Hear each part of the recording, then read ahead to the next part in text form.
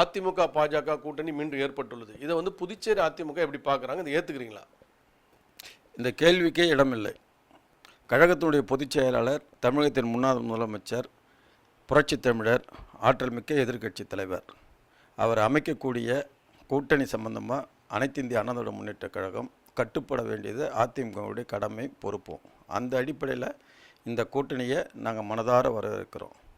ஆனால் இந்த கூட்டணி நாங்கள் ஏற்றுக்கோம். இப்போ கடந்த முறை சட்டமன்ற தேர்தலில் நீங்கள் வந்து தோல்வி தழுவினீங்க. இந்த கூட்டணி வச்சதால் தான் தோல்வின்னு சொன்னீங்க. அப்போ மீண்டும் அதோட கூட்டணி வச்சுக்கிட்டு எப்படி ஏற்றுக்கிறீங்க? இந்த ஏற்றுக்க மனம் வருதா உங்களுக்கு?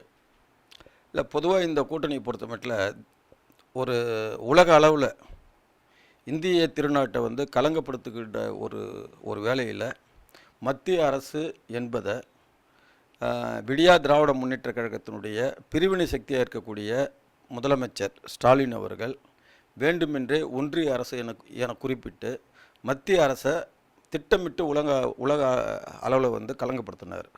அதே போன்று தமிழக மக்களை மத ரீதியாகவும் ஜாதி ரீதியாகவும் பிளவுபடுத்தி கொண்டு இருக்கக்கூடிய தீய சக்திகளுடன் கூட்டணி அமைத்து கொண்டு இன்று மொழி ரீதியாக மக்களை பிரித்தாலும் ஒரு கபட சூழ்ச்சியை இன்றைய தினம் வந்து ஸ்டாலின் அவர்கள் ஏற்படுத்தி வருகிறார். இந்த மொழி ரீதியாக வந்து மக்களுடைய உணர்வுகளை தூண்டி அதன் மூலம் அரசியல் ஆதாயம் தேடுவது என்பது ஒரு கேவலமான ஒரு கீழ்த்தரமான ஒரு செய்கையாகும். இது வந்து மக்களிடையே பிரிவினைவாத சக்தியை வந்து உருவாக்கக்கூடிய ஒரு செயலாகும். பேரில் மட்டும் திராவிடம்னு வச்சுட்டிங்கன்னா திராவிடம் என்பது தமிழுக்கு மட்டுமே, தெலுங்கு இல்லையா, மலையாளம் இல்லையா, கன்னடம் இல்லையா, எல்லாம் சேர்ந்தது தானே திராவிடம். நீங்கள் வந்து மொழி ரீதியாக வந்து தமிழ்னு சொல்லிட்டு பேச வேண்டிய அவசியம் என்ன உங்களுக்கு இருக்குது? அதனால் வந்து தீய சக்தியான திராவிட முன்னேற்ற கழகத்தை அரசியல் அரங்கிலிருந்து அகற்றுவதற்காக ஏற்படுத்தப்பட்ட ஒரு உன்னதமான ஒரு தேசிய நலன் கருதிய கூட்டணி இந்த அதிமுக பிஜேபி கூட்டணி என்பதை நாங்கள் உணர்கிறோம். கடந்த சட்டமன்ற தேர்தலில் அதிமுக புதுச்சேரி 5 இடங்களில் போட்டிட்டது, 5லும் தோல்வியை தழுவிச்சு. இதுக்கு வந்து முக்கிய காரணம் பாஜக. நீங்கள் அப்போ குற்றச்சாட்டு வச்சிங்க. இப்போ வரப்போகிற 2026 தேர்தலில் இதே நிலைமை தான் வருமா? இதை எப்படி அதிமுக பலன் பார்க்குதா, பலகீனம் பார்க்குதா இந்த கூட்டணியை? இல்லை, பொதுவாக வந்து அரசியல் அரங்கில் எந்த ஒரு விதத்தில் வந்து எதிர்நீச்சல் போட வேண்டியது அரசியல் கட்சியினுடைய கடமையாகும்.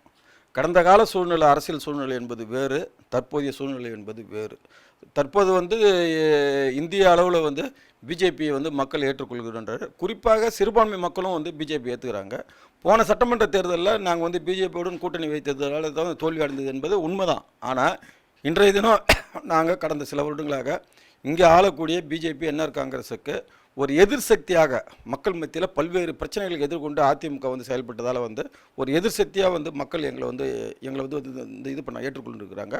அந்த அடிப்படையில் இந்த கூட்டணியில் நாங்கள் வந்து இருப்பதால் வந்து எத்தனை சீட் நம்மளுடைய கழகத்துடைய பொதுச்செயலாளர் எங்களுக்கு ஒதுக்கி கொடுக்குறாரோ அத்தனை இடங்களிலும் அதிமுகவும் வெற்றி பெறும், அதிமுக இணைந்துள்ள கூட்டணியும் வெற்றி பெற்று மீண்டும் தமிழகத்தில் எப்படி வந்து ஒரு மக்களுடைய நலன் சார்ந்த ஒரு நல்லாட்சி மாண்புமிகு எடப்பாடியார் அவர்களுடைய தலைமையில் அமையுமோ அதே அடிப்படையில் புதுச்சேரியிலும் அதிமுகவுடைய கூட்டணி ஆட்சி நிச்சயமாக மலரும். பாரதிய ஜனதா கட்சி எந்த கட்சியோட சேருதோ, அதாவது வந்து அந்தந்த மாநில ஒரு கட்சியோட சேர்ந்து அந்த கட்சி அழிக்கும். அதே நிலை தான் அதிமுக வர 2026 தேர்தலுக்கு பிறகு அதிமுக காணாமல் போகும்னு சொல்லிட்டு காங்கிரஸ் திமுக நேரடியாக குற்றச்சாட்டு வச்சுருக்காங்க.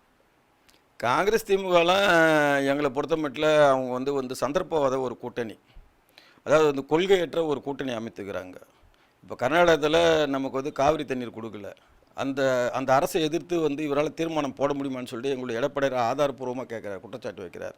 கேரளாவில் நீங்கள் கம்யூனிஸ்டோட கூட்டணி வச்சுக்கிறீங்க, முல்லை பெரியார் அணையில் நம்மளுக்கு துரோகம் செய்யுது கேரளா கவர்மெண்ட்டு, அந்த அரசை எதிர்த்து உங்களால் வந்து தீர்மானம் போட முடியுமான்றார். அதனால் வந்து இந்த கூட்டணி பற்றி பேசுவதற்கு திமுகவுக்கோ காங்கிரஸுக்கோ எந்த விதமான அருகதையும் இல்லை. ஒன்று.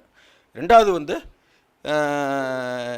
தேர்தலுக்கு பிறகு அதிமுக காணாமல் போகும். இல்லை பிஜேபி வந்து மற்ற வந்து கூட்டணி கட்சியெல்லாம் வந்து தேர்தலுக்கு பிறகு வந்து நிர்மூலப்படுத்துகிறது என்பது ஒரு கற்பனை. இது போன்ற செயலெலாம் வந்து அதிமுகவில் என்றைக்கும் எடுப்படாது. எங்களுடைய எடப்பாடியார் அவர்கள், அவரை பற்றி யாருக்கும் தெரியாது, எங்களுக்கு தெரியும். அவரை பொறுத்த மட்டும் இந்த கட்சி தான். ஏன் மரியாதைக்குரிய மாண்புமிகு அமித்ஷா அவர்கள் நேற்று தினம் வந்து எங்கள் எடப்பாடியார் வீட்டுக்கு வந்து சிற்றுண்டி சாப்பிட்டு போகிறாரு. அப்போ இதுலேருந்தே நீங்கள் தெரிஞ்சுக்கலாம், அதிமுக வந்து எங்கேயும் பின்வாங்காது, எதுலேயும் பின்வாங்காது, எந்த காரணத்துக்காகவும் பின்வாங்காது. அதிமுக என்பது புரட்சித் தலைவரால் உருவாக்கப்பட்ட கட்சி. அதிமுக என்பது மாண்புமிகு புரட்சித் தலைவர் அம்மா அவர்களால் வளர்க்கப்பட்ட கட்சி. அதிமுக என்பது மாண்புமிகு எடப்பாடியார் அவர்களால் பாதுகாக்கப்படுகின்ற ஒரு தன்மானமிக்க ஒரு இயக்கம். அப்போ இது ஒரு வரியில சொல்ல முடியுமா பாருங்க, 2026 அதிமுக பாஜக பலமா பலகீனமா? அதிமுக பாஜக என்பது வந்து பலமான ஒரு கூட்டணி. இது வந்து தேசிய அளவில் வந்து பல்வேறு மாநிலத்தில் வந்து அதிர்வலைகளை ஏற்படுத்தக்கூடிய ஒரு கூட்டணி. இந்த கூட்டணி என்பது ஒரு வெற்றி கூட்டணி. இந்த கூட்டணி என்பது மக்களுக்கு அவசியமான கூட்டணி. தேசிய நீரோட்டத்தில் இருக்கக்கூடிய அத்தனை மக்களுக்கும் பாதுகாப்பான ஒரு கூட்டணி இந்த கூட்டணி. மத ரீதியாகவும் மொழி ரீதியாகவும் ஜாதி ரீதியாகவும் சிறுபான்மை மக்களை பிரித்து அரசியல் ஆதாயம் தேடக்கூடிய அற்ப அரசியல்வாதிகளுக்கு எதிரான கூட்டணி இந்த கூட்டணி.